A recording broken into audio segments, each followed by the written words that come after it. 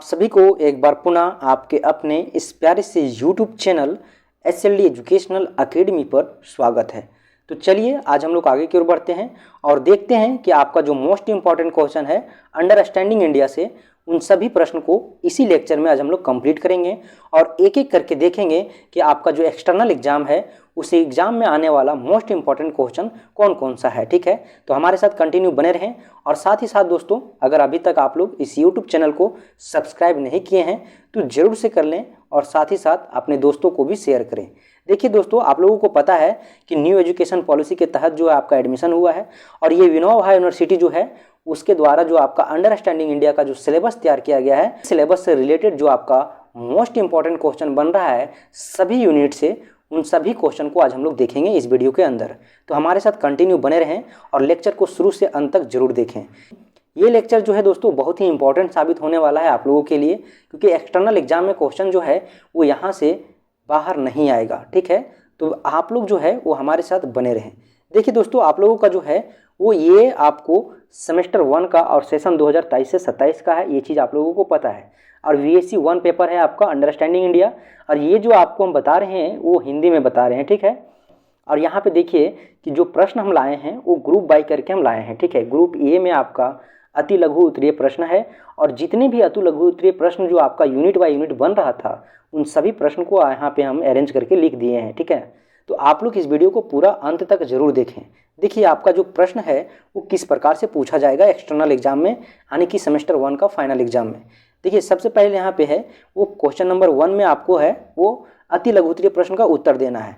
तो सबसे पहले पुराने वेद का नाम बताइए, ये पहला क्वेश्चन है आपका। ठीक है, सबसे पुराने वेद का नाम बताइए।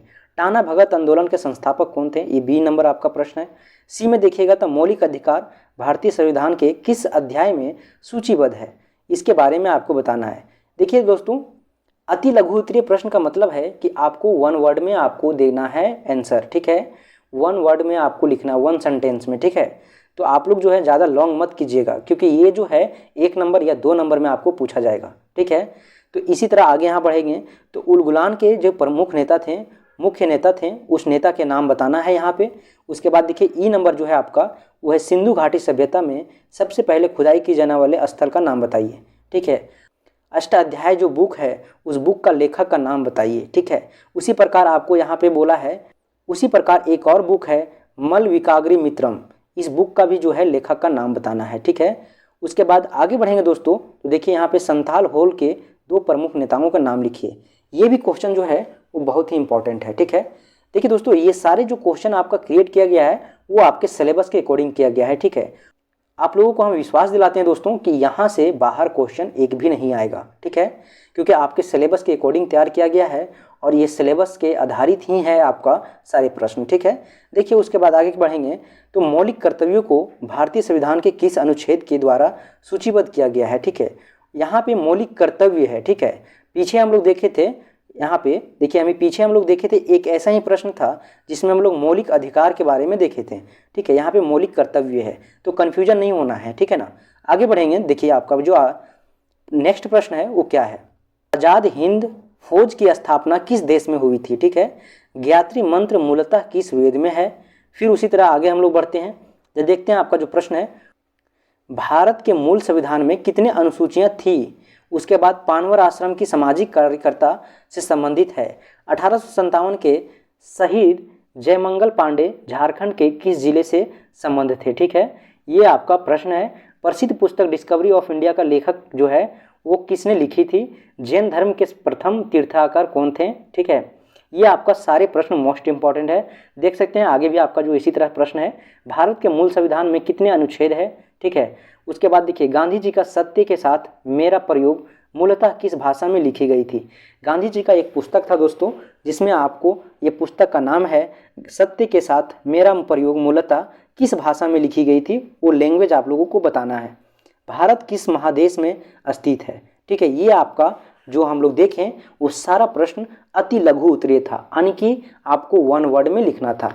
अब यहाँ पे हम लोग देखेंगे कि आपको लघु उत्तरीय प्रश्न है, यानी कि आपको जो है वो 50 से 70 वर्ड में आपको इसको एक्सप्लेन करना रहेगा। ठीक है, अति लघु उत्तरीय प्रश्न के बाद जो आपका लघु उत्तरीय प्रश्न है इसको 50 या 60 या 70 आपको अप्रोक्स इतने वर्ड में जो है आपको एक्सप्लेन करना रहेगा। ठीक है, देखते हैं इसमें जो आपका मोस्ट इंपॉर्टेंट प्रश्न है। ठीक है, यहाँ पे देखिए, आचार्य विनोबा भावे के भू आंदोलन का संक्षेप में वर्णन कीजिए। आपको पता है दोस्तों कि आप लोग जो है वो विनोबा भावे यूनिवर्सिटी के अंतर्गत हैं। ठीक है, तो विनोबा भावे यूनिवर्सिटी जो है, जो यूनिवर्सिटी का नाम रखा गया है जिनके नाम पर, उनके बारे में भी कुछ कुछ पढ़ना है आप लोगों को। ठीक है, एक आपका यूनिट उन्हीं से रिलेटेड है, तो उसी से रिलेटेड आपका एक क्वेश्चन आया हुआ है कि आचार्य विनोबा भावे का जो भू आंदोलन था उसका संक्षेप में वर्णन कीजिए। ठीक है, उसके बाद देखिए, जनसंख्या वृद्धि भारत के विकास के लिए वरदान है या अभिशाप। ठीक है, जनसंख्या वृद्धि भारत में लगातार जो बढ़ रहा है वो विकास के लिए क्या वरदान है या अभिशाप, आपको बताना है और चर्चा करना है। ठीक है, अगर वरदान है तो कैसे, और अगर अभिशाप है तो भी कैसे। ठीक है, उसका रीजन आप लोगों को लिखना है। ठीक है, साथ ही साथ यहाँ पे देखिए आपका नेक्स्ट प्रश्न है, निम्नलिखित बिंदुओं पर संक्षिप्त टिप्पणियाँ लिखें। आपको टिप्पणी लिखना है। ठीक है, देखिए, तक्षशिला विद्यापीठ के बारे में लिखना है, वेद के बारे में लिखना है, पंचवर्षीय योजना के बारे में लिखना है, या सर्वोदय का सिद्धांत। ठीक है, ये आपको इतने में से कोई आपको एक दो टॉपिक्स आएगा और उसके पर आपको जो है संक्षिप्त टिप्पणी लिखना होगा। ठीक है, ऐसा नहीं कि ये सारे प्रश्न आएगा, लेकिन इसी में से कोई 2 या 3 प्रश्न आपको दिया जाएगा और उस पर आपको संक्षिप्त टिप्पणी लिखना रहेगा। ठीक है, देखिए, नालंदा विद्यापीठ, हिमालय, हरित क्रांति क्या है उसके बारे में संक्षिप्त वर्णन करें, भू आंदोलन जो विनोबा भावे के द्वारा चलाया गया था। ठीक है, उसके बाद सर्वोदय का सिद्धांत। ठीक है, इस प्रकार से आपका जो टिप्पणी लिखना है। उसके बाद देखिए प्रश्न नंबर 4 जो है, आचार्य विनोबा भावे के जीवन और शिक्षाओं का संक्षेप में जो है वो वर्णन करने के लिए बोल रहा है। ठीक है, उसके बाद 5 नंबर जो है दोस्तों वो बहुत ही इंपॉर्टेंट प्रश्न है आपका, प्रवास जो है वो भारत में जनसंख्या वितरण को किस प्रकार प्रभावित करता है, चर्चा कीजिए। यानी कि लोग एक जगह से दूसरे स्थान पर चले जाते हैं, वो प्रवास जो है किस प्रकार जो है जनसंख्या वितरण में आपका जो है वो प्रभावित करता है, उसके बारे में हम लोग को चर्चा करना है।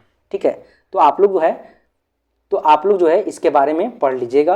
और आप लोग जो है अगर नहीं हो रहा है आप लोग से इसका उत्तर, तो आप लोग कमेंट सेक्शन में कमेंट कीजिए कि इसका जो है उत्तर भी आप प्रोवाइड कीजिए, तो हम एक एक करके आप लोगों को एक्सप्लेन करके आपको उत्तर भी लिखा देंगे। ठीक है, उत्तर लेखन भी आप लोगों के कमेंट के बाद कर देंगे, अदरवाइज आप लोगों को PDF में जो है वो सारे प्रश्न का उत्तर प्रोवाइड हो जाएगा। ठीक है, देखिए आपका दीर्घ उत्तरीय प्रश्न क्या है, भारत में जैन धर्म के विकास की विवेचना कीजिए। ये सारे प्रश्न जो है दोस्तों वो आपको 15 नंबर में आएगा। ठीक है, और इसका जो वर्ड लिखने का, जो शब्द लिखने का जो आपको है कितने शब्दों में लिखना है, इसका लिमिट होगा कम से कम 200 शब्द। ठीक है, 200 शब्दों में आपको लिखना है, 200 से 250 शब्द में। ठीक है, तब जाके आपको 15 नंबर मिलेगा। ठीक है, और जो आपका लघु उत्तरीय था उसको आपको हम बता दिए कि आपको 50 से 70 वर्ड में आपको लिखना है। ठीक है, देखिए यहाँ पे क्या है प्रश्न नंबर 1 तो हम लोग देख लिए, हम लोग 2 को देखते हैं। 2 में क्या पूछ रहा है आपको, IIT और AIIMS के विशेष संदर्भ में भारत में उच्च शिक्षा की वृद्धि और विकास का वर्णन कीजिए। ठीक है, आपको जो IIT और AIIMS है जो आपका संस्था है उसके द्वारा जो है किस प्रकार से संदर्भ में भारत जो उच्च शिक्षा की वृद्धि की है उसके बारे में विकास का वर्णन करना है। ठीक है, उसके बाद देखिए, भारत के स्वतंत्रता संग्राम में महात्मा गांधी की भूमिका पर प्रकाश डालें। भारत का जो स्वतंत्रता संग्राम चल रहा था उसमें महात्मा गांधी का जो भूमिका है उसके बारे में वर्णन करना है। ठीक है, उसके बाद आगे बढ़ेंगे दोस्तों। देखिए, नदियाँ, मैदान, तट और वनस्पति के विशेष संदर्भ में भारत की भौतिक विशेषताओं का वर्णन कीजिए। ठीक है, इसके बारे में वर्णन करना है। ठीक है, नदियाँ, मैदान, तट या वनस्पति के संदर्भ में किस प्रकार भारत का भौतिक विशेषता है उसके बारे में वर्णन करना है, यानी एक्सप्लेन करना है। भारतीय संविधान में निहित मौलिक कर्तव्य पर चर्चा कीजिए। ठीक है, भारतीय संविधान में जो मौलिक निहित कर्तव्य है उसके बारे में चर्चा करना है। सत्याग्रह और सामाजिक न्याय की जो है अवधारणा का विश्लेषण कीजिए। ठीक है, ये है आपका प्रश्न नंबर 6। 7 में देखिएगा तो आपका क्या है, भारत में कृषि के पिछड़ेपन के कारणों का वो विश्लेषण कीजिए। ठीक है, भारत में जो कृषि है वो पिछड़ेपन है। ठीक है, और इस पिछड़ेपन का क्या रीजन है, क्या कारण है, उसके बारे में आप लोगों को विश्लेषण करना है। उसके बाद देखिए, भारत में बौद्ध धर्म के उदय के कारणों का विश्लेषण कीजिए। ठीक है, बौद्ध धर्म किस प्रकार उदय हुआ था उसके बारे में विश्लेषण करना है। तक्षशिला, नालंदा, विश्व भारती और BHU के विश्लेषण के संदर्भ में भारत में उच्च शिक्षा की वृद्धि और विकास का वर्णन कीजिए। ठीक है, इसके बारे में आप बता सकते हैं कि किस प्रकार से जो है वो तक्षशिला, नालंदा, विश्व भारती और BHU के विश्लेषण के संदर्भ में आपको बताना है कि भारत में जो उच्च शिक्षा वृद्धि और विकास किया वो किस प्रकार से किया है। ठीक है, आगे की ओर बढ़ेंगे दोस्तों, तो आप लोग देख सकते हैं प्रश्न नंबर 10 जो है आपका वो क्या है, भारत के स्वतंत्रता संग्राम में सुभाष चंद्र बोस की भूमिका पर प्रकाश डालिए। देखिए दोस्तों, सारे प्रश्न जो है वो एक दूसरे से रिलेटेड है। ठीक है, आप लोग देख सकते होंगे कि प्रश्न का जो टाइप है वो सेम है। ठीक है, कहीं पे आपको महात्मा गांधी से आपको पूछा है कि महात्मा गांधी के स्वतंत्रता संग्राम में जो आपका आंदोलन के जो कर रहे थे उसमें उनका क्या भूमिका था, तो आपको कहीं पूछा है सुभाष चंद्र बोस के बारे में जो भूमिका है उस पर प्रकाश डालिए। आगे देखेंगे, देखिए आगे देखेंगे तो प्रश्न नंबर 11 जो है आपका, पर्वतों, पठारों, मिट्टी और जलवायु के विशेष संदर्भ में भारत की भौतिक विशेषताओं को वर्णन करना है। ठीक है, अभी हम लोग पीछे क्या देखे थे, अभी हम लोग देखे थे पर्वत, पठारों और हम लोग देखे थे जलवायु। ठीक है, यहाँ पे देख रहे हैं, यहाँ पे देखिए अभी क्या हम लोग देखे थे,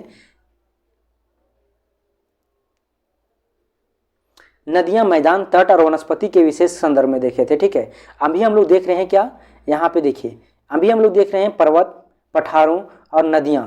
ठीक है, इससे संदर्भ में जो आपका भारत का विकास हुआ है, उसके भौतिक विकास हुआ है, उसके बारे में हम लोग को विश्लेषण करना है।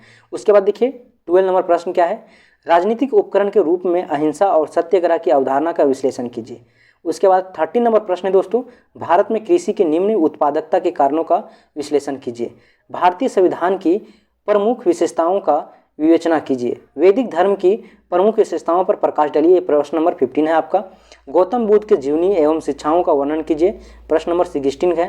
ठीक है, उसी प्रकार आगे आपको क्या बोल रहा है, देखिए सत्याग्रह का क्या अर्थ है, सत्याग्रह पर महात्मा गांधी जो है उनका विचार क्या था, उनका वर्णन करना है। ठीक है, यानी सत्याग्रह क्या है उसके बारे में आपको विवरण से आपको उसका मीनिंग लिखना है, अर्थ क्या है। ठीक है, उसके बाद बताना है आपको कि महात्मा गांधी जो थे उनका सत्याग्रह पर क्या विचार था। ठीक है, उसके बाद हम लोग उसके बाद आगे की ओर बढ़ते हैं दोस्तों, देखते हैं 18 नंबर प्रश्न क्या है आपका, झारखंड में बिरसा मुंडा आंदोलन का विवरण दें। झारखंड में जो आपका बिरसा मुंडा थे उनका जो आंदोलनकारी था वो किस प्रकार से उनका भूमिका था उसके बारे में विवरण करना है। ठीक है, भारत में स्वाधीनता संग्राम में सुभाष चंद्र बोस का भूमिका का मूल्यांकन कीजिए। ठीक है, उसके बाद देखिए 20 नंबर प्रश्न क्या बोला दोस्तों, भारत की भौतिक विशेषताओं पर प्रकाश डालिए।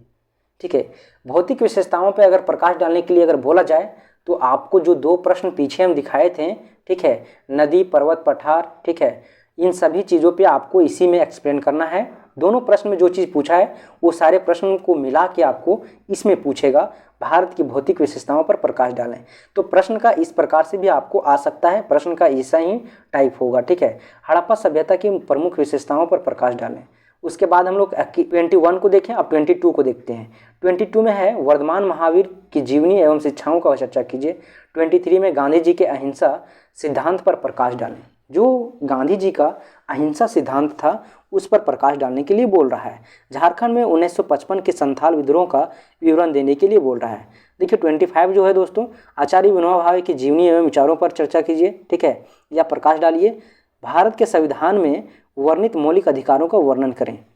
तो इस प्रकार से जो है वो आपका सारा मोस्ट इंपॉर्टेंट क्वेश्चन है और इन्हीं प्रश्नों में से जो है वो आपका एग्जाम, जो आपका फाइनल एग्जाम होने वाला है सेमेस्टर 1 का एक्सटर्नल एग्जाम, उसमें आपका एज इट इज ऐसा ही प्रश्न आने वाला है। ठीक है, क्योंकि इससे बाहर आपका एक भी प्रश्न नहीं आएगा। तो आप लोग एक बार इसका आंसर राइटिंग जरूर कर लीजिएगा दोस्तों, और साथ ही साथ आप लोग इस प्रश्न को जो है अपने से लिखने का प्रयास कीजिएगा। ठीक है, अगर नहीं होगा तो आप लोग कमेंट सेक्शन में कमेंट कीजिएगा, आप लोगों को एक एक प्रश्न का सही उत्तर भी लिखा देंगे। ठीक है, और आपको पीडीएफ के तौर पे आपको टेलीग्राम चैनल जो है उस पर आपको मिल जाएगा। देखिए यहाँ पे है complete solution available on YouTube channel SLD educational academy का जो आपका यूट्यूब चैनल है, इसी पे आपको जो है इसका कंप्लीट सोल्यूशन भी मिल जाएगा। ठीक है, यहाँ पे देखते हैं आप लोग टेलीग्राम चैनल को ज्वाइन कर सकते हैं। क्यों? क्योंकि आपको यहाँ पे PDF मिल जाएगा।